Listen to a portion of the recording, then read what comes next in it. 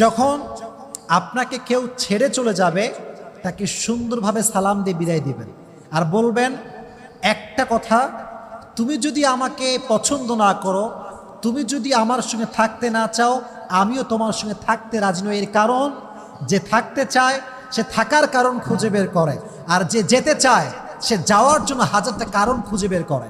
যে আমি সেদিকে একটা কথা শুনছিলাম, মারাত্মক কথা, जो मेरा नहीं मैं भी उसका नहीं, अगर आप मेरा होना नहीं चाहते तो मैं भी आपका होना नहीं चाहता। কথা ঠিক কিনা বলেন যুবক ভাইরা? থাকতে চাইলে থাকো, না থাকতে চাইলে সালাম আলবিদা। কাউকে ধরে রাখবেন না। মনে রাখবেন, ব্যক্তিত্ববোধ যার আছে সে কখনো হাত ধরে কাউকে ধরে রাখে না, বরং সে বলে যে আমার, সে তো আমারই থাকবে, তাকে বোঝাবার কোনো প্রয়োজন হবে না। যুবক ভাইরা কথা বলেন ঠিক কিনা? তো আয়েশা বুঝে গেলেন যে ব্যাখ্যা করে কোনো লাভ নাই। আল্লাহ যদি আমাকে সঠিক জানে, দুনিয়ার কে কি ভাবলো আই ডোন্ট